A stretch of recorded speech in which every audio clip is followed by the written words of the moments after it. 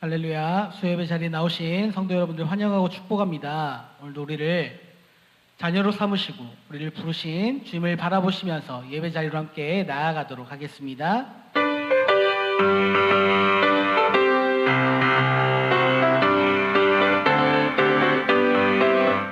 편찮는 주님의 사랑과 거룩한 보혈의 공로를 우리 다 찬양을 합시다.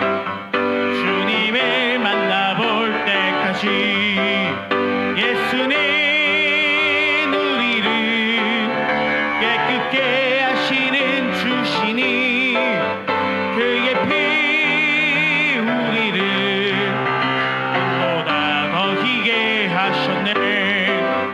우리를 깨끗게 한 피는 무궁한 생명의 물일세. 생명의 구원을 받은 자 하나님 찬양을 합시다. 예수는 우리를 깨끗게 하시는 주시니 그의 피 우리를 눈보다 더 희게 하셨네. 주님의 거룩한 보혈을 날마다 입으로 간증해 담대히 싸우며 나가세. 천국에 들어갈 때까지 예수는 우리를 깨끗게 하시는 주시니 그의 피 우리를 눈보다 더 희게 하셨네. 십자가 단단히 붙잡고 날마다 이기며 나가세. 머리에 면류관 쓰고서 천국에 들어갈 때까지 예수는 우리를 깨끗게 하시는 주시니 그의 피 우리를 눈보다 더 희게 하셨네. 예수 십자가의 이 피로써 그대는 씻기어 있는가.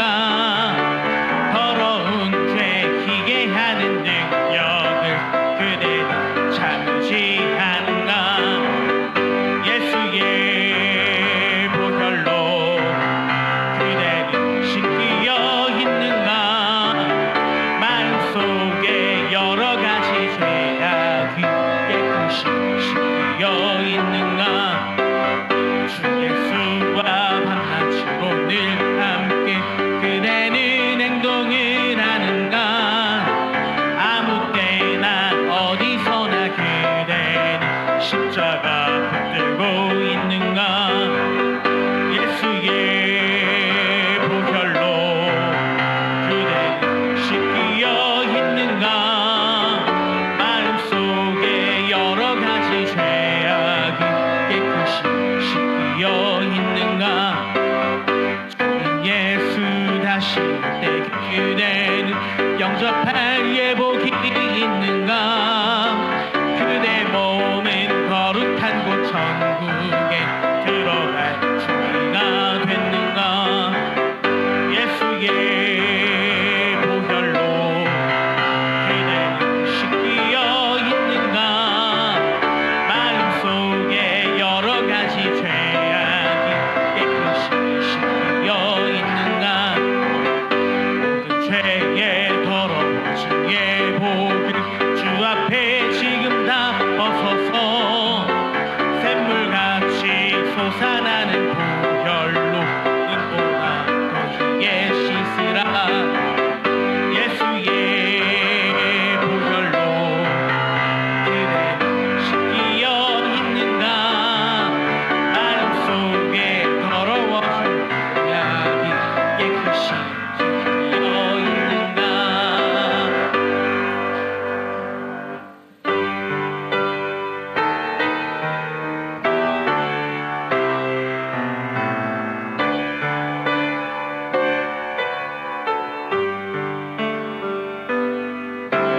지존하신 주님 이름 앞에 모든 무릎 꿇고 다 경배해. 거룩하신 주님 보좌 앞에 엎드려 절하세. 예수는 그리스도, 예수는 주, 하나님의 영으로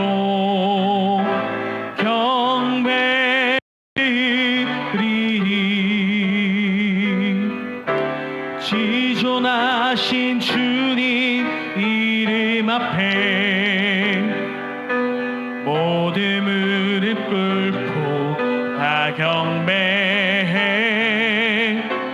거룩하신 주님 보좌 앞에 엎드려 지존하신 주님 이름 앞에, 지존하신 주님 이름 앞에 모두 무릎 꿇고 다 경배해. 거룩하신 주님 보좌 앞에 엎드려 절하세.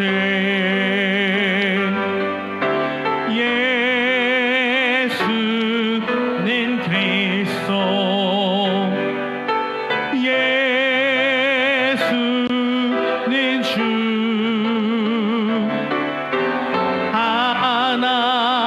하나님의 영으로 경배. 예수는 그리스도, 예수는 그리스도, 예수는 주, 예수는 주, 하나님의 영으로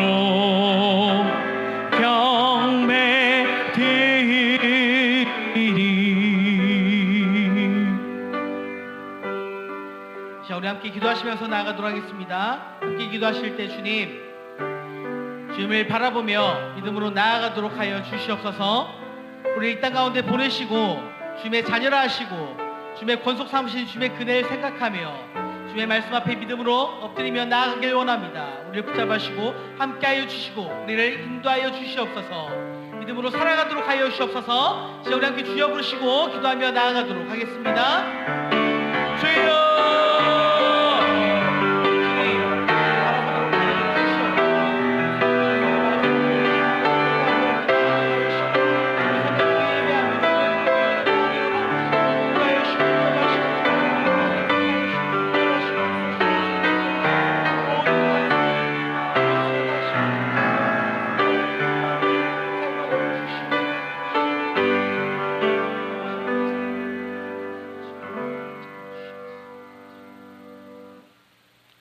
할렐루야. 여호와 하나님께 찬양과 감사와 존귀를 드립니다. 우리를 자녀 삼으시고 우리를 의롭다 하시고 우리를 주님의 권속 삼으시고 우리를 통하여 이 땅 가운데 예수 그리스도의 복음을 선포하시며 이 땅 가운데 하나님의 나라를 선포하신 주님의 그네를 생각하며 바라보며 믿음으로 나아갈 수 있도록 하여 주시옵소서. 모든 상황과 모든 환경 속에서 주님 어려움들 가운데 있지만 주님 이것 가운데 굴하지 않고 믿음으로 나아가길 원하오니 모든 성도들의 삶을 주님 붙잡으시고 믿음으로 나아갈 수 있도록 하여 주시옵소서. 이 땅 가운데 전 세계 가운데 하루빨리 코로나19 바이러스가 사라질 수 있도록 하여 주시고 사멸될 수 있도록 하여 주시고 이로 인하여 고통받는 모든 사람들이 해방될 수 있도록 주님 그 삶들을 붙잡으시고 축복하여 주시고 인도하여 주시옵소서. 하루빨리 모든 삶이 정상화되어지길 간절히 소망합니다. 교회의 예배가 하루빨리 회복되어지길 원하고 모든 교회가 하루빨리 제 기능 회복할 수 있도록 하여 주시고 하나님의 복음이 하루빨리 더 선포되어지며 예배 드려지며 주님의 나라가 이 땅 가운데 임하여지길 간절히 소망하오니 주님 인도하여 주시고 붙잡아 주시옵소서. 모든 시간들 가운데 주님 우리를 인도하여 주시고 우리를 자녀 삼으신 주님의 그 은혜를 생각하며 우리를 의롭다 하신 주님의 그 은혜를 사랑하며 믿음으로 나아가길 원하오니 믿음으로 나아갈 수 있도록 하여 주시옵소서. 오늘도 강산 가운데 주님 하나님의 거룩한 사자 다윗 목사님 세우셨사오니 선포되어지는 그 말씀을 통하여 주님 하나도 그 말씀이 땅에 떨어지지 않고 아멘으로 화답하며 나아갈 수 있도록 하여 주시고 그 말씀들이 우리의 삶 가운데 열매 맺어지도록 하여 주시옵소서. 거룩하신 우리 주 예수 그리스도의 이름으로 간절히 기도하옵나이다.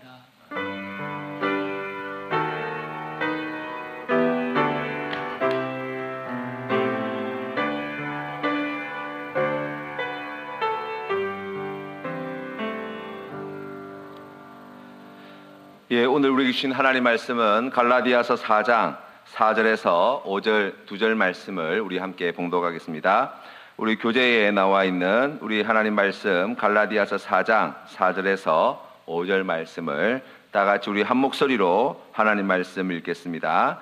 시작. 때가 참에 하나님이 그 아들을 보내사 여자에게서 나게 하시고 율법 아래에 나게 하신 것은 율법 아래에 있는 자들을 속량하시고 우리로 아들의 명분을 얻게 하려 하심이라. 아멘. 우리 한 번 더 같이 봉독하겠습니다. 시작. 때가 참에 하나님이 그 아들을 보내사 여자에게서 나게 하시고 율법 아래에 나게 하신 것은 율법 아래에 있는 자들을 속량하시고 우리로 아들의 명분을 얻게 하려 하심이라. 아멘. 여러분, 우리가 살아가다 보면 때에 대한 그러한 후회 또 그러한 고민들을 할 때가 참 많이 있습니다. 우리가 아무리 좋은 것을 가지고 아무리 좋은 말을 한다고 하여도 그것을 언제 어떻게 주느냐에 따라서 그것은 누군가에게는 좋은 것이 될 수도 있지만 누군가에게는 쓸모없는 것들이 되어지기도 하죠. 여러분, 우리 생각해 보면 우리가 지나온 날 돌아볼 때 후회될 일들이 얼마나 많은지 몰라요. 아이고, 내가 그때 그렇게 해서는 안 됐는데, 내가 그때 그 일을 했어야 됐는데 라고 하는 생각 말입니다. 우리가 자랄 때에 어르신들이 늘 하시던 말씀이 있어요. 야, 이놈아, 공부할 때가 다 따로 있다는 거예요. 그때 놓치면 나중에 후회한다는 거예요. 그런데 대부분의 사람들이 어떻게 생각합니까? 아니라고 생각하지요. 막상 삶을 살아가다 보면 정말 그 말씀이 지혜 있는 말씀이었구나를 배우게 됩니다. 때라고 하는 것을 놓치게 될 때 그 때를 다시 붙잡으려면 몇 배의 수고와 노력이 필요하다는 것을 알게 되기 때문이에요. 여러분, 그렇다고 한다면 우리 하나님에게 있어서 때는 어떤 것일까요? 사람은 그 때를 놓쳐 후회할 때가 참 많이 있습니다. 그런데 우리 하나님은 결코 후회하시는 분이 아니세요. 우리 하나님께서는 정하신 때, 오늘 성경 말씀 갈라디아서 4장 4절 말씀의 첫 번째 단어가 무엇입니까? 때가 참에라는 거예요. 하나님의 작정하심과 우리 하나님의 예정하심과 우리 하나님의 섭리하심과 계획하심에 따라서 우리 하나님께서 기뻐하시는 그 일을 이루실 바로 그때, 우리 하나님의 예정하심과 작정하심이 역사 가운데에 성취되어질 그때에는 결코 늦은 바가 없어요. 결코 후회함도 없습니다. 결코 잘못되는 것도 없습니다. 여러분, 우리의 인생을 돌아보면 우리는 그렇게 후회할 수 있어요. 아이고, 내가 조금만 더 일찍 예수 믿었다면, 아이고, 내가 조금 더 열심히 봉사할 때가 내가 좀 더 젊을 때부터 열심히 봉사할 수 있었다면, 아이고, 그때 내가 조금 더 열심히 공부를 다 했다면, 우리는 그런 후회들을 가질 수 있어요. 그런데 우리 하나님의 눈으로 바라보면 우리의 인생 가운데 하나님의 예정하심과 작정하심과 우리 하나님의 섭리하심의 그 큰 은혜의 강에서 벗어난 때가 한순간도 없다는 거예요. 오히려 그런 것들이 우리에게 후회가 아니라 감사의 조건이 되어지죠. 아이고, 내가 이것밖에 안 되는 인간인데 하나님께서 그럼에도 불구하고 내 삶을 이렇게 인도해 주셨구나. 내가 그렇게 어리석고 미련하고 고집불통이었는데 하나님께서 나에게 크신 은혜를 베풀어 주셔서 예수 잘 믿는 믿음의 사람으로 세워주셨구나. 우리가 그런 믿음의 고백을 드리게 되는 거예요. 우리 하나님의 때는 조금도 틀림이 없습니다. 우리 하나님의 때는 그 어떤 시계보다 정확하게 우리의 삶 가운데 하나님이 예정하시고 작정하신 그 모든 일들을 이루어 가고 계신 하나님이심을 믿으시기를 바랍니다. 그래서 여러분, 우리가 지난 날을 돌아보면서 후회하는 것처럼 미련한 게 없어요. 생각해 보세요. 그거 다시 돌이킬 수도 없어요. 이 물리학자들의 이야기를 들어보니까 시간을 돌이킬 수 있는 방법이 있다 그러더라고요. 빛의 속도보다 더 빨리 가면 된대요. 여러분 생각해 보세요. 우리가 지구상에 있는 모든 에너지를 다 모아도요, 사람 하나 빛의 속도보다 더 빨리 이렇게 갈 수 있도록 만들 수 없어요. 그거는 불가능한 일이에요. 헛된 것이에요. 우리가 믿음의 눈으로 바라볼 때 참으로 부족하고 연약하고 흠이 많은 우리 인생이지만, 하나님께서 때가 참에 그러한 은혜를, 그러한 일들을, 그러한 사람들을, 그러한 놀라운 역사들을 이루어 주셨다라고 믿는다고 한다면, 오히려 후회할 일이 많은 인생은 거꾸로 이야기하면 감사할 일이 많은 인생임을 깨달아 알게 됩니다. 사랑하는 성도 여러분, 하나님의 뜻은 어디에 있습니까? 후회와 원망과 불평은 하나님의 뜻이 아니에요. 우리 하나님의 뜻은 무엇입니까? 항상 기뻐하는 것, 범사에 감사하는 것, 바로 그것이 우리 하나님의 뜻입니다. 우리가 어떻게 그러한 기쁨과 감사 안에 거할 수 있습니까? 오늘 성경 말씀 이 4절 말씀 첫 번째 나오는 때가 참에, 내 인생에 일어난 그 모든 일들, 그 속에 섭리하시고 역사하시는 하나님, 때가 참에 그 일을 가지고 나에게 복 주시고 은혜 내려주시고 믿음의 길로 인도하신 우리 하나님의 그 크신 은혜와 우리 하나님의 그 무궁하신 지혜로우심과 우리 하나님의 그 따뜻한 사랑의 손길을 우리가 깨달아 알게 될 때, 우리가 주님 앞에 항상 기뻐하며 범사에 감사하는 귀한 믿음의 삶을 살아갈 수 있는 거예요. 하나님께서 택하신 자들에게 바로 이와 같은 복을 주시겠다 약속하십니다. 그 연장성산에서 우리 하나님께서 때가 참에 하나님이 그 아들을 세상에 보내셨다는 거예요. 2000년 전 예수 그리스도께서 이 땅에 오신 그 성육신의 사건, 성탄의 사건을 한번 생각해 보세요. 그때 하나님께서 그때가 참에 예수 그리스도께서 그 베들레헴에 있는 마구간에서 조금만 아기, 갓난아기로 태어나게 하신 우리 하나님의 그 놀라우신 계획하심과 섭리하심, 그로 말미암아 우리를 위하여 고난당하시고 십자가에 달려 죽으시고 부활 승리하게 하셔서 우리의 영원한 구원자가 되게 하신 아버지 하나님의 그 크신 은혜와 사랑을 생각해 본다면, 여러분, 우리에게 주신 이 놀라우신 은혜가 얼마나 귀한 은혜인가를 다시금 배우게 됩니다. 1번 우리 같이 한번 읽어보겠습니다. 시작. 예수님은 때가 되어 우리의 죄를 위해 죽으셨다가 우리의 의를 위해 다시 살아나셨다라는 것입니다. 디모데전서 2장 5절에서 6절 말씀 같이 읽겠습니다. 시작. 하나님은 한 분이시요 또 하나님과 사람 사이의 중보자도 한 분이시니 곧 사람이신 그리스도 예수라. 그가 모든 사람을 위하여 자기를 대속물로 주셨으니 기약이 이르러 주신 증거니라. 아멘. 로마서 4장 25절 말씀입니다. 같이 읽겠습니다. 시작. 예수는 우리가 범죄한 것 때문에 내줌이 되고 또한 우리를 의롭다 하시기 위하여 살아나셨느니라. 아멘. 예, 여기에 나와 있는 이 내용과 같이 예수님께서는 때가 되셔서 하나님의 때가 차서 우리를 위하여 죽으시고 하나님의 정하신 때가 차서 우리를 위하여 다시 살아나셨어요. 죽으신 지 3일 만에 부활 승리하신 그 놀라운 일이 역사 가운데에 이루어졌다고 말씀하고 있습니다. 우리가 어떻게 하나님으로부터 이와 같은 의롭다 칭함받게 되었습니까? 바로 2000년 전 역사 가운데 예수 그리스도께서 때가 참에 우리를 위하여 죽으시고 때가 참에 우리의 의를 위하여 다시 살아나심으로 말미암아 우리의 구원자가 되셔서 바로 그것을 믿는 우리에게 이 의로움을 허락해 주셨다고 말씀하시는 것입니다. 이사야 선지자는 예수 그리스도께서 나시기 750여 년 전에 이 귀한 예언의 말씀을 전하였습니다. 우리가 잘 알고 있는 말라기 선지자와 같은 선지자들도 예수님께서 나시기 400여 년 전에 바로 이와 같은 말씀들을 전하였다고 이야기할 수 있습니다.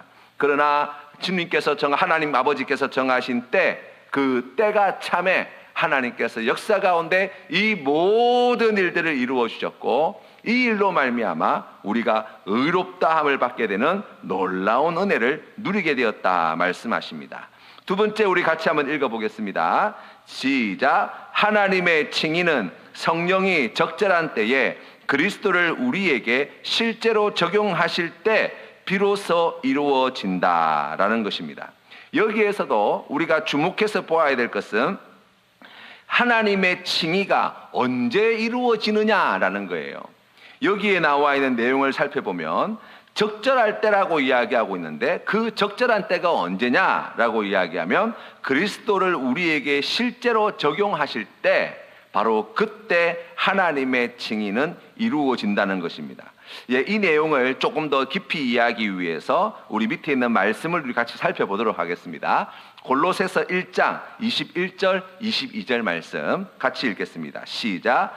전에 악한 행실로 멀리 떠나 마음으로 원수가 되었던 너희를 이제는 그의 육체의 죽음으로 말미암아 화목하게 하사 너희를 거룩하고 흠없고 책망할 것이 없는 자로 그 앞에 세우고자 하셨으니. 아멘. 갈라디아서 2장 16절 말씀입니다. 같이 읽겠습니다. 시작. 사람이 의롭게 되는 것은 율법의 행위로 말미암음도 아니요 오직 예수 그리스도를 믿음으로 말미암는 줄 알므로 우리도 그리스도 예수를 믿나니 이는 우리가 율법의 행위로서가 아니고 그리스도를 믿음으로써 의롭다 함을 얻으려 함이라. 율법의 행위로서는 의롭다 함을 얻을 육체가 없느니라. 아멘. 디모데후서 3장 4절 5절 말씀입니다. 같이 읽겠습니다. 시작. 우리 구주 하나님의 자비와 사람 사랑하심이 나타날 때에 우리를 구원하시되 우리가 행한 바 의로운 행위로 말미암지 아니하고 오직 그의 긍휼하심을 따라 중생의 씻음과 성령의 새롭게 하심으로 하셨나니. 아멘. 자, 그러면 여러분 보십시오. 하나님께서 우리를 의로운 자로 불러주시기로 작정하신 것은 언제입니까? 성경 말씀에 보면 하나님께서 우리를 택하신 것은 만세전에 택하셨다는 거예요. 영원 전부터 우리 하나님께서는 우리 각 사람을 하나님의 자녀로 택하시고, 그 택하신 뜻을 이루시기 위하여 역사 가운데에 우리를 만나시고 불러주시고 자녀 삼아주시고, 그래서 구원해 내시는 놀라운 은혜를 베풀어 주셨다는 거예요. 그렇다고 한다면 하나님께서 우리를 택하신 것은 영원 전인데, 아니 그렇다면 여기 이번에 나와 있는 이 제목 말입니다. 실제로 우리가 칭의를 받는 바로 그때는 하나님이 우리를 택하신 것과 시간 차이가 있다는 말입니까? 라는 거예요. 그렇죠? 하나님께서 우리를 만세전에 택하셨으면 그러면 끝난 것 아닙니까? 그런데 왜 우리에게 여기에 나와 있는 이 이번의 내용은 그때가 다르다고 이야기합니까? 라고 우리가 질문을 가져볼 수 있어요. 우리가 예수님을 믿고 구원받은 하나님의 백성이 되어지면 우리가 하나님께서 주신 구원의 은혜를 누릴 수 있습니다. 그러나 하나님께서 택하신 자들이 이미 믿는 자로 태어나는 것은 아니잖아요. 여러분, 우리가 하나님의 택하신 하나님의 백성임에도 불구하고 우리가 믿음이 없을 때, 아직 예수 그리스도를 알지 못할 때, 우리가 세상 가운데 있을 때, 우리가 과거에 어떤 분들은 10대 때 예수를 믿고, 어떤 분들은 50대 때 예수를 믿고, 어떤 분들은 70대 예수를 믿게 된다고 한다면, 예수를 믿기 이전의 그 삶의 자리는 어떤 자리입니까? 하나님께서 의롭다고 인정할 만한 그러한 믿음의 자리라고 이야기할 수 있습니까? 아니죠. 그렇다고 해서 하나님이 만세전에 택하신 그 택하심이 무효화되었다는 것입니까? 아니죠. 우리 하나님의 택하심은 여기에 나와 있는 성령 하나님께서 우리의 삶의 자리 가운데 적절한 때에 예수 그리스도를 믿는 믿음의 사람으로 우리가 예수 그리스도를 믿는 믿음의 자리로 나아가게 하심으로 말미암아 비로소 우리에게 약속하신 이 칭의가 이루어진다는 거예요. 그래서 택하심은 만세 전부터지만 하나님의 택하신 백성으로서의 칭의가 실제로 유효하게 적용되어지는 것은 예수 그리스도를 나의 구세주로 고백할 때부터라고 이야기할 수 있습니다. 조금 이상한데요, 목사님? 이렇게 생각하시는 분들도 있을 수 있어요. 그런데 성경 말씀에 보시면 사도 바울도 그와 같이 고백합니다. 우리가 아직 죄인 되었을 때에 예수 그리스도께서 우리를 위하여 십자가에 달려 죽으셨다고 말씀하지요. 또 성경 말씀에 보시면 우리 모두 진노 아래에 있었다고 말합니다. 예수 그리스도를 알기 전에는 말입니다. 하나님께서 우리에게 주시는 그 풍성하신 은혜, 탕자의 비유에 따르면 아버지 집을 떠나 있을 때에 아버지와 깊은 사귐도 가질 수 없고 아버지 집에 있는 좋은 것을 누릴 수 없는 그러한 둘째 아들의 상태, 바로 그와 같은 상태에 있었던 우리의 삶의 자리들이 있더라는 거예요. 그렇다고 한다면 여기에 나와 있는 설명의 내용은 무슨 말입니까? 성령께서 적절한 때에 다시 아버지의 집으로 돌아오게 하시고 예수 그리스도를 나의 주로 고백하는 믿음으로 서게 하여 주셔서 하나님의 칭이 아버지가 사랑하는 둘째 아들에게 그 손가락에 금가락지를 다시 끼워주고 새 옷을 입혀주고 아름다운 천국 잔치를 벌려주는 놀라운 은혜는 바로 그때야 비로소 이루어진다라고 이야기할 수 있는 것입니다. 골로새서 1장 21절 말씀에도 마찬가지예요. 전에 악한 행실로 멀리 떠나 마음으로 원수가 되었던 너희를 이제는 이렇게 나와 있어요. 그러면 전에는 하나님이 택하지 않은 사람들입니까? 아니에요.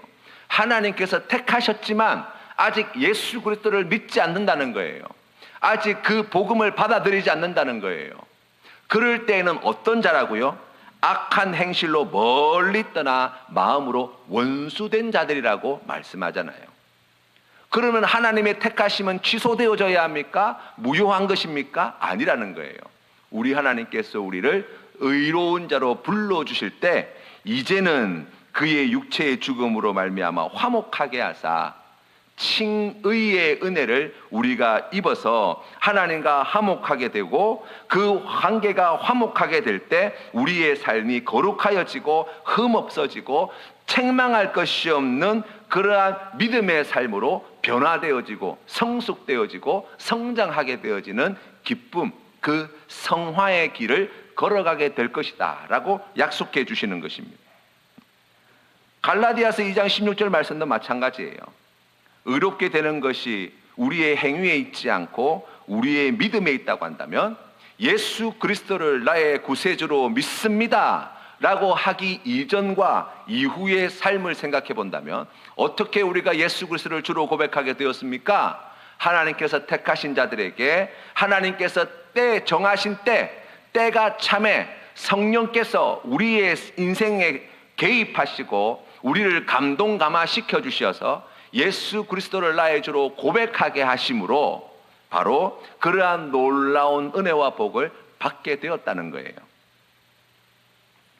그래서 디도서 3장 4절 말씀에 이렇게 말씀하시는 것입니다. 중생의 씻음과 성령의 새롭게 하심으로 라고 표현하는 거예요. 하나님께서 우리를 천국으로 부를 백성으로 그렇게 택하지 않았는데 예수 믿어서 우리를 구원하셨다는 게 아니에요. 하나님께서 택하셨기 때문에 성령 하나님을 우리에게 보내주셔서 이와 같은 일들을 하나님이 정하신 때가 될 때 이 일을 이루신다는 거예요. 우리가 그 은혜를 입어서 우리가 오늘 이 자리에 나오게 된 것입니다. 그 은혜를 입어서 우리가 예수를 주로 고백하게 되어진 것입니다. 그 은혜를 입어서 우리가 거룩한 믿음의 삶, 하나님께서 기뻐하시는 순종의 삶을 살게 되었다라고 이야기할 수 있습니다. 자, 3번입니다. 같이 한번 읽어보겠습니다. 시작. 하나님은 의롭다 하심을 받은 자들의 죄를 계속해서 용서하신다라는 것입니다. 밑에 나와 있는 우리 마태복음 6장 12절 말씀을 같이 읽겠습니다. 시작. 우리가 우리에게 죄 지은 자를 사하여 준 것 같이 우리 죄를 사하여 주옵시고 요한일서 1장 9절 말씀입니다. 시작. 만일 우리가 우리 죄를 자백하면 그는 미쁘시고 의로우사 우리 죄를 사하시며 우리를 모든 불의에서 깨끗하게 하실 것이요. 요한일서 2장 1절에서 2절 말씀입니다. 시작. 나의 자녀들아 내가 이것을 너희에게 쓰면 너희로 죄를 범하지 않게 하려 함이라. 만일 누가 죄를 범하여도 아버지 앞에서 우리에게 대언자가 있으니 곧 의로우신 예수 그리스도시라. 그는 우리 죄를 위한 화목제물이니 우리만 위할 뿐 아니요 온 세상의 죄를 위하심이라. 아멘.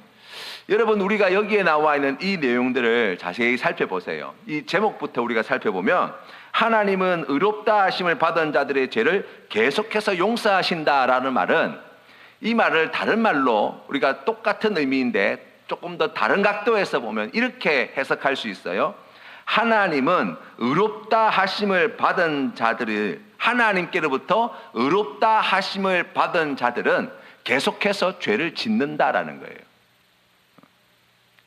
여러분, 우리가 하나님께서 우리를 만세전에 택하시고 하나님께서 정하신 때, 그때에 믿음의 사람으로 하나님께서 성령으로 우리를 감동 감화시키사 예수 그리스도를 나의 주로 고백하는 그 귀한 믿음의 사람으로 우리가 하나님께 의롭다함을 실제적으로 받는 놀라운 은혜를 입게 되었습니다. 그런데 그렇게 되고 난 다음에 우리가 생각 같아서는 그 놀라운 은혜를 입었고 그 큰 사랑을 우리가 입게 되었으면 하나님의 그 기적과도 같은 그 성령 하나님의 역사하심을 통해서 내가 예수 그리스도를 주로 고백하게 되었다는 그 감격과 기쁨이 있다고 한다면 우리가 죄를 안 짓고 살았으면 참 좋겠어요. 그런데 그렇지 않다는 거예요. 여전히 우리 가운데 죄가 따라다녀요. 우리는 그렇게 생각합니다. 예수 믿는다고 하면서 자꾸만 내가 죄를 짓는 거 보니까 하나님이 나를 안 택하셨나 보다.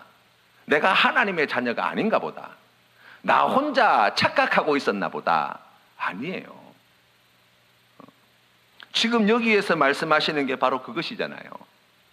만약 하나님이 우리를 만세전에 택하시고 그리고 하나님께서 정하신 때가 되어서 성령 하나님께서 우리를 이 믿음의 자리로 불러주셔서 하나님의 칭의가 실제로 우리의 삶 가운데 적용되어져서 우리가 더 이상 죄를 짓지 않는 존재가 된다고 한다면, 여기에 나와 있는 마태복음 6장 12절 말씀에 우리에게 죄 지은 자를 사하여 준 것 같이 우리 죄를 사하여 주옵시고라고 기도할 일이 뭐가 있어요?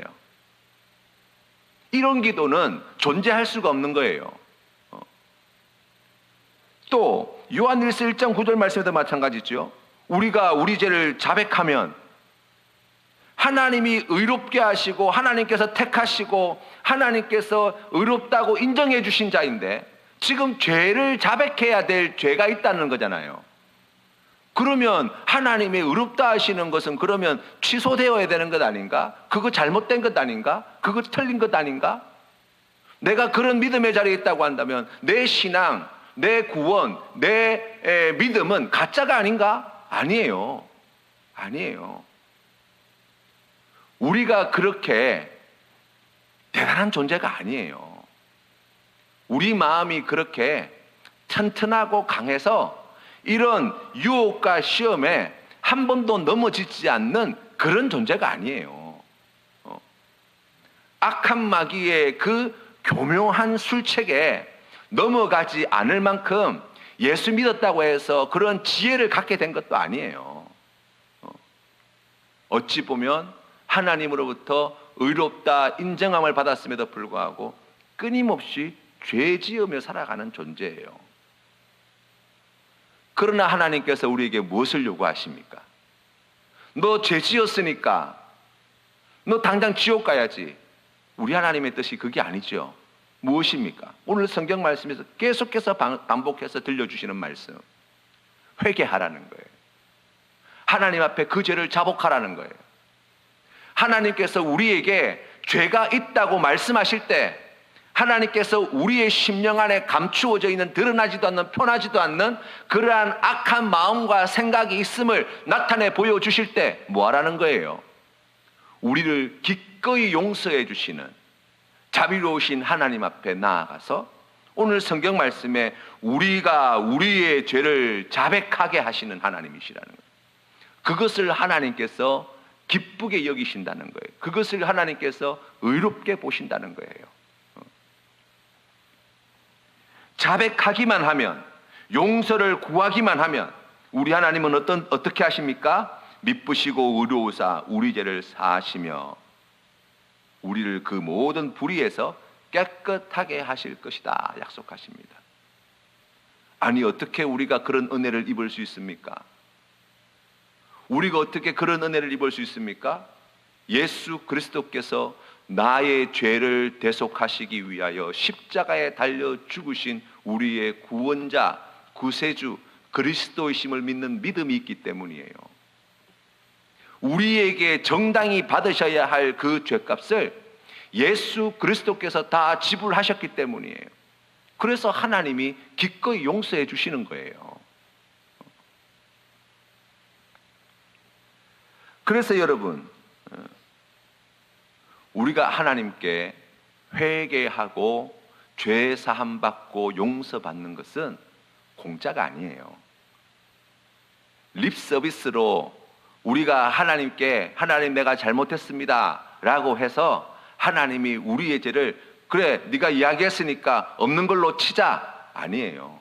우리 하나님은 계산이 아주 철저하신 분이십니다.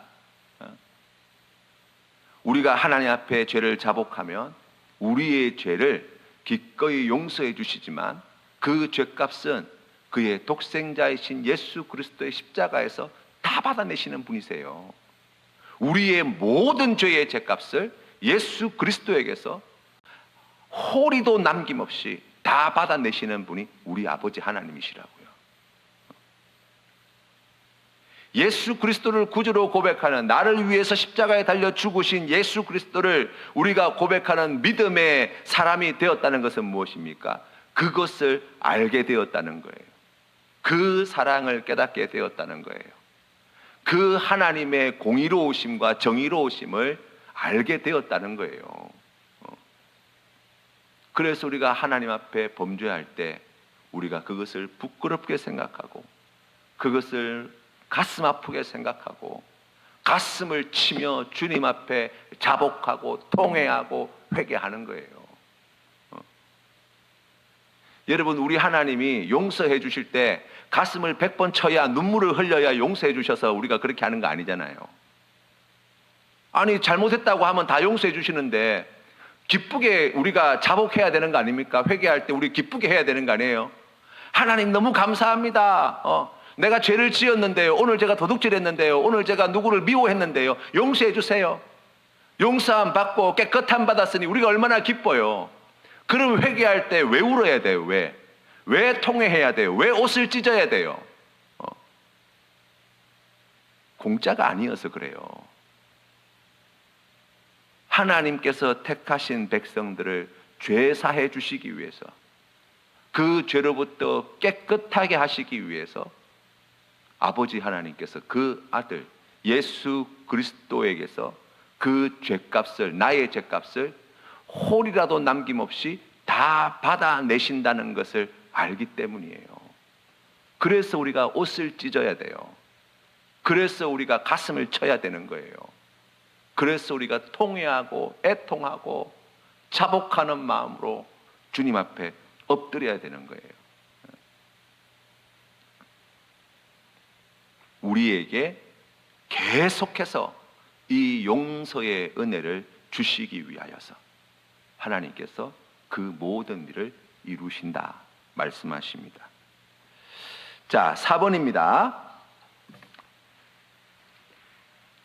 같이 한번 읽어보겠습니다. 시작. 성도가 죄를 지어도 하나님의 칭의는 결코 변경되지 않지만 하나님의 부성적 진노를 자극할 수는 있다라는 거예요. 이게 무슨 말인가 싶지요? 예, 나중에 설명을 드리겠습니다. 먼저 말씀을 같이 한번 보겠습니다. 누가복음 22장 31, 32절 말씀 읽겠습니다. 시작. 시몬아 시몬아 보라, 사탄이 너희를 밀가부르듯 하려고 요구하였으나 그러나 내가 너를 위하여 내 믿음이 떨어지지 않기를 기도하였노니 너는 돌이킨 후에 내 형제를 굳게 하라. 요한복음 10장 28절 말씀입니다. 시작. 내가 그들에게 영생을 주노니 영원히 멸망하지 아니할 것이요 또 그들을 내 손에서 빼앗을 자가 없느니라. 시편 89편 31절에서 33절 말씀 같이 읽겠습니다. 시작. 내 율례를 깨트리며 내 계명을 지키지 아니하면 내가 회초리로 그들의 죄를 다스리며 채찍으로 그들의 죄악을 벌하리로다. 그러나 나의 인자함을 그에게서 다 거두지는 아니하며 나의 성실함도 패하지 아니하며. 아멘. 하나님의 진노는 두 가지 측면이 있습니다. 하나는 법정적인 진노가 있어요. 다시 말하면 우리가 범죄할 때 재판관으로서 마땅히 우리의 죄에 응당한 그러한 징계와 심판을 내리는 것이 맞죠. 그런데 택하신 자들, 예수 그리스도를 구주로 영접하는 예수 그리스도의 십자가 보혈의 은혜 아래에 있는 바로 택하신 자들에게 하나님의 법적인 진노는, 법정적인 진노는 재판관으로서 예수 그리스도에게서 값을 다 받으셨기 때문에 우리에게 그 죄의 용서의 은혜를 베풀어 주십니다.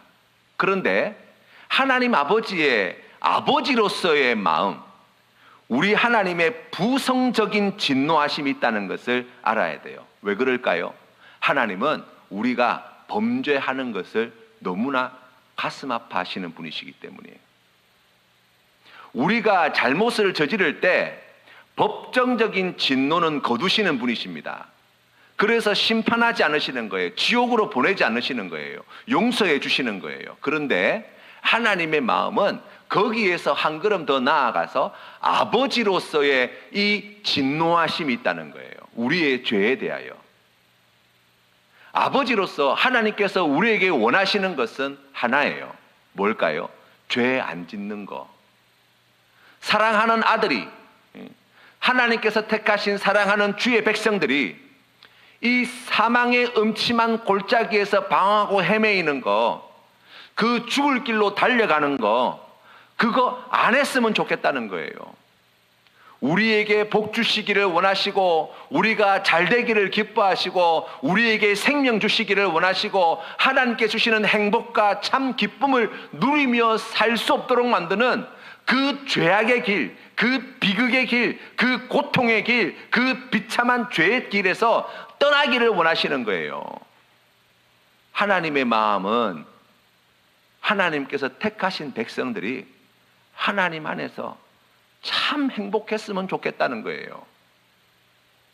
그런데 사람은 이 죄의 영향 아래서 아직 벗어나지 못하여서 그렇게 하나님이 말리시고 경고하시고 그 엄청난 사랑과 은혜를 베풀어 주셔서 용서해 주셨음에도 불구하고 개가 토한 것을 도로 먹는 것처럼, 표범이 그 몸에 있는 얼룩무늬를 제 스스로 못 지워내는 것처럼 또다시 돼지가 다시 그 진흙 구덩이에 들어가는 것처럼 또다시 들어가는 거예요. 그래서 하나님이 쓰시는 방법 가운데 하나는 무엇입니까? 아버지의 마음으로 행하시는 징계가 있어요.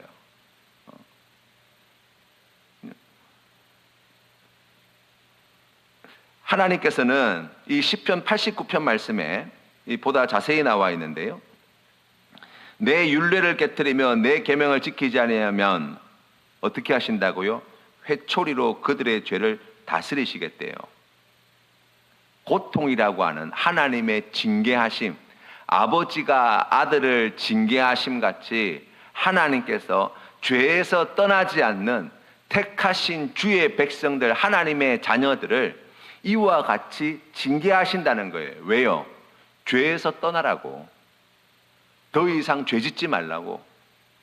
죄 짓지 않는다는 것이 하나님께서 기뻐하시는 그런 모범적인 삶을 살아라는 그런 의미로 죄 짓지 말라는 게 아니에요. 하나님의 자녀들이 진짜 행복하게 살았으면 좋겠거든요. 정말 기쁘게 살았으면 좋겠거든요. 그런데 죄 지으면 하나님께서 주시는 그 행복과 기쁨을 못 누려요. 그 좋은 것을 누리지 못하며 살아가는 거예요. 그게 얼마나 안타까워요. 그래서 하나님께서 돌아오라고 말씀하시는 거예요. 이 좋은 것을 차지하라고 말씀하시는 거예요. 그걸 위해서 징계하세요. 때로는 매를 드실 때가 있어요. 다시는 그러한 죄의 자리에 들어가지 못하도록 하나님께서 고통을 주실 때가 있습니다. 실패를 주실 때가 있어요. 엎어지게 만들 때가 있어요. 왜 그렇습니까? 그쪽으로는 다시 고개도 돌리지 말라는 거예요. 쳐다도 보지 말라는 거예요. 하나님 안에 있는 이 좋은 것들만 바라보아도 이 땅에서 아니 영원토록 우리가 그것만 누리며 살아도 부족한 시간이고 부족한 인생인데, 그 고통스럽고 비참하고 돼지 쥐염 열매를 먹는 것 같은 그런 비참한 인생의 길을 왜 가냐는 거예요. 왜? 그래서 하나님께서 몇 번이고 말씀해 보시고 다독여 보시고 손을 잡아 끌어 보시고 그래도 고집스럽게 기어이 꾸역꾸역 잘못된 길로 걸어갈 때 어떻게 하십니까? 회초리를 드시는 거예요. 지혜 있는 자는 그런 회초리를 하나님께서 드실 때 아하, 하나님이 지금 나보고 돌아오라고 말씀하시는 거구나. 이 죄에서 떠나라고 말씀하시는 거구나. 이것을 하나님의 징계하심, 아들을 징계하시는 징계하심으로 받아들이고 돌아온 탕자처럼 아버지 집을 기억하며 주님께 달려나오게 될 때 하나님께서 어떻게 하십니까? 먼저 달려나와가지고 안아주시고 입 맞춰주시고 옷을 새 옷을 입히시고 금가락지를 끼워주시고 잔치를 벌려주시고 아버지께서 우리에게 주시고자 하시는 모든 좋은 것들을 끝없이 그냥 원하는 대로 아버지 하나님의 품 안에서 마음껏 누리도록 은혜를 주시는 거예요. 여러분, 우리가 이 은혜를 누려야 되지 않겠습니까? 징계하시는 것을 감사하게 생각하셔야 돼요. 아, 만약 하나님이 네가 살다가 조금 이게 아니다 싶으면 돌아와라, 우리를 그렇게 대하셨다면 우리 영원히 못 돌아옵니다. 여러분, 우리 영원히 못 돌아와요. 우리한테 그런 실력이 없어요. 우리 마음이 얼마나 강팍하고 우리가 얼마나 고집불통인데요. 그런데 하나님께서 우리의 인생 가운데 그 사랑의 손길로 드시는 회초리, 그 회초리를 드심으로 말미암아 우리의 죄를 깨닫게 하시고 지금 내가 가고 있는 길이 잘못된 길임을 보게 하시고 돌이키게 하시잖아요. 그래서 하나님 안에서 우리 아버지 하나님께서 주시고자 하시는 그 모든 좋은 것들을 누리게 하시는 하나님이시잖아요. 제일 좋은 것은 무엇입니까? 맞기 전에 돌아오는 거예요. 그죠? 주님의 말씀으로 우리의 마음을 살피고 우리의 삶을 살피고 하나님 앞에서 우리 자신을 다시 한번 돌아보고 보여주실 때, 깨닫게 해주실 때 지체치 말고 하나님 앞에 엎드려 자복하고 회개함으로 그 죄악에게 의해서 돌이키는 것, 이게 복 있는 사람의 길이에요. 이게 복 받는 길이에요.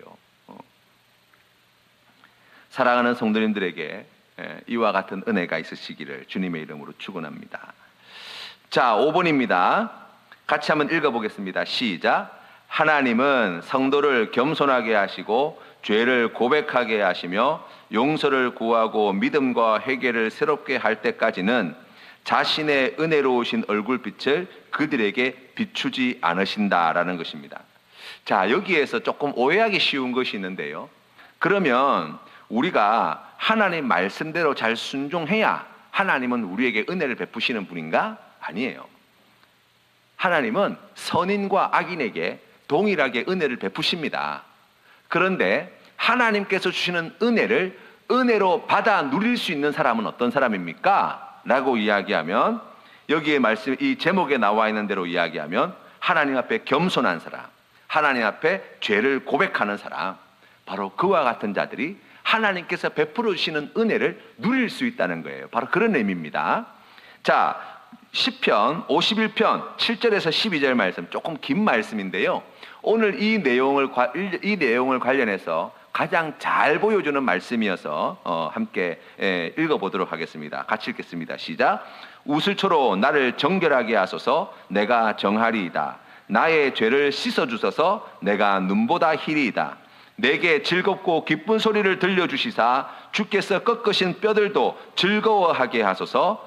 주의 얼굴을 내 죄에서 돌이키시고 내 모든 죄악을 지워주소서. 하나님이여, 내 속에 정한 마음을 창조하시고 내 안에 정직한 영을 새롭게 하소서. 나를 주 앞에서 쫓아내지 마시며 주의 성령을 내게서 거두지 마소서. 주의 구원의 즐거움을 내게 회복시켜 주시고 자원하는 심령을 주사 나를 붙드소서. 아멘. 시편 32편 5절 말씀입니다. 같이 읽겠습니다. 시작. 내가 이르기를 내 허물을 여호와께 자복하리라 하고 주께 내 죄를 아뢰고 내 죄악을 숨기지 아니하였더니 곧 주께서 내 죄악을 사하셨나이다. 아멘. 자, 여기에 나와 있는 이 내용을 이제 담을 수 있는 한 가지 질문을 이렇게 정할 수 있어요. 누가 회개할 수 있습니까? 라는 거예요. 누가 회개할 수 있을까요? 죄 많이 지은 사람이 회개할 수 있을까요? 죄 안 지은 사람보다 죄 많이 짓는 사람이 회개를 더 잘하게 될까요? 아니에요. 여기에 제목에 나와 있는 이 제목을 잘 보세요. 자, 겸손하게 하시고예요. 누가요? 하나님이 성도를 겸손하게 하시는 거예요. 또 죄를 고백하게 하시며, 고백하며가 아니에요. 죄를 고백하게 해 주시는 거예요. 누가요? 하나님이요. 다시 말하면 성령의 은혜가 아니고서는, 성령 하나님의 그 은혜, 감동이 아니고서는 여러분 우리가 회개할 수 없습니다. 누가 회개합니까? 그 은혜를 입은 사람이에요. 여기에 나와 있는 제목대로 이야기한다면 하나님이 겸손하게 하신 사람, 하나님이 죄를 고백하게 하신 사람이 하나님 앞에 겸손할 수 있고 회개할 수 있다는 거예요. 여러분, 우리 하나님은 자비가 많으신 분이세요. 만약에 우리 하나님이 인색한 분이셔가지고 내가 아무나 죄 용서 안 해줄란다, 여기 지구상에 있는 사람들 가운데에 상위 1%만 내가 회개하도록 하겠다, 뭐 이렇게 나오셨다 그러면 여러분 어떻게 될 뻔했어요? 큰일 날 뻔했어요. 우리가 주님 앞에 회개하려는 마음을 먹게 되는 것은 우리의 안에 있는 착한 마음이 아니에요. 우리가 가지고 있던 지식 때문이 아니에요. 무엇 때문입니까? 우리 안에 함께 하시는 성령께서 역사하신 결과예요. 하나님이 회개하게 하시는 거예요. 보세요. 시편 51편 말씀에서 이 다윗이 고백하는 바가 바로 그것입니다. 우슬초로 나를 정결하게 하소서라는 거예요. 또 나의 죄를 씻어 주소서라는 거예요. 누가 하는 것입니까? 하나님이 하시는 거예요. 나는 어떻게 됩니까? 하나님이 그렇게 하실 때 나는 그저 정하여집니다 라고 고백하는 거예요. 또 내가 눈보다 희게 되어집니다 라고 고백하는 거예요. 나머지는 누가 하셨어요? 하나님이 다 하신다는 거예요. 우리가 이 은혜를 구하는 사람이 되어야 된다는 거예요. 하나님은 성도를 겸손하게 하시고 죄를 고백하게 하시며 용서를 구하고 믿음과 회개를 새롭게 할 때 잃어버린 하나님의 그 풍성하신 은혜를 다시 회복하는 기쁨을 주신다라고 말씀합니다.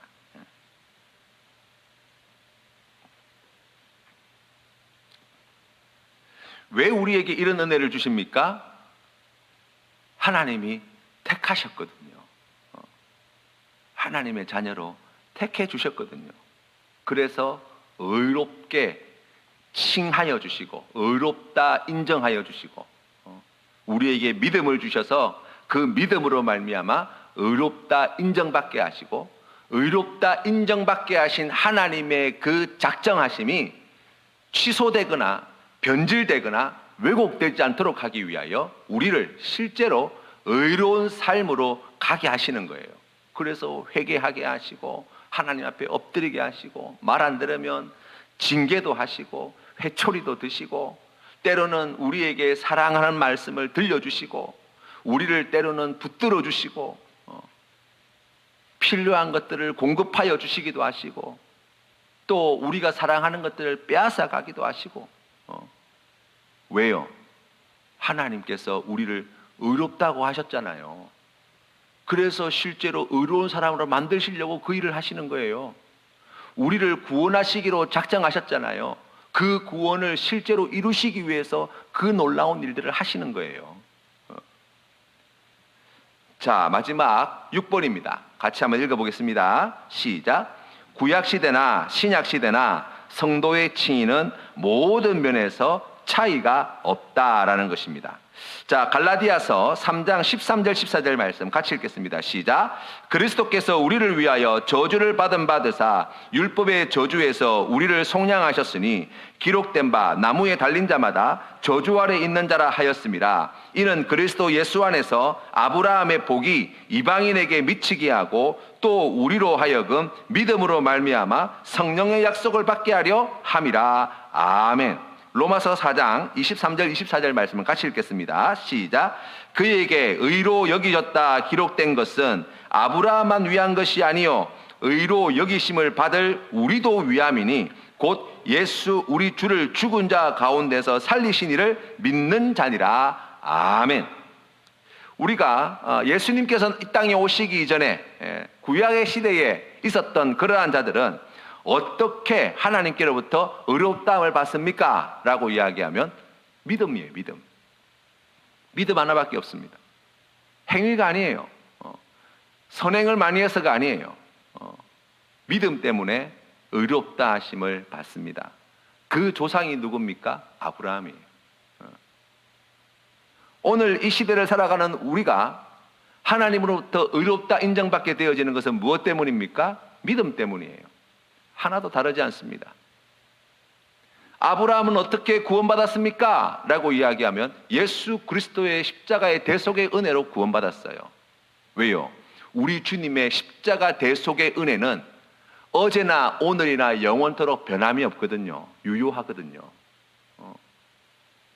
시간을 초월하시는 그러한 놀라운 은혜가 바로 예수 그리스도의 십자가 대속의 은혜예요. 나라와 민족과 언어를 초월해내는 시간과 공간을 초월해내는 전 우주적인 구속사역이 어디에서 성취되었습니까? 예수 그리스도의 십자가 사건에서 성취된 거예요. 예수님께서 나시기 전 구약의 시대의 사람이나 신약 시대의 사람이나 칭의는 성도의 칭의는 모든 면에서 차이가 없다라고 말씀하십니다. 그래서 우리 주님께서 아브라함이 예수님께서 나실 것을 보고 기뻐하였다라고 말씀하셨잖아요. 그 믿음의 자리까지 하나님께서 인도하신 거예요. 그 믿음으로 구원함을 받게 되어진 거예요. 여러분 그렇게 생각해 보면 지금 이 시대에 우리가 예수를 믿는다고 하는 것이 얼마나 큰 하나님의 은혜인가를 깨달아 알게 됩니다. 여러분 우리가 세상에 나올 때 시간표를 우리가 정한 건 아니잖아요. 하나님께서 우리를 세상에 내어 보내실 때 때가 참에 하나님의 작정하심과 예정하심과 섭리하심과 우리 하나님의 그 놀라운 구원의 계획하에 하나님의 그 때가 꽉 차게 되었을 때 우리가 세상에 나온 거예요. 우리가 나와서 예수 그리스도의 복음을 듣게 된 거예요. 예수님을 믿는 하나님의 백성이 된 거예요. 얼마나 감사한지 몰라요. 어렵고 힘든 삶의 자리에 우리가 있지만 그럼에도 불구하고 나같이 부족한 사람을 우리 하나님께서 그저 버려두지 아니하시고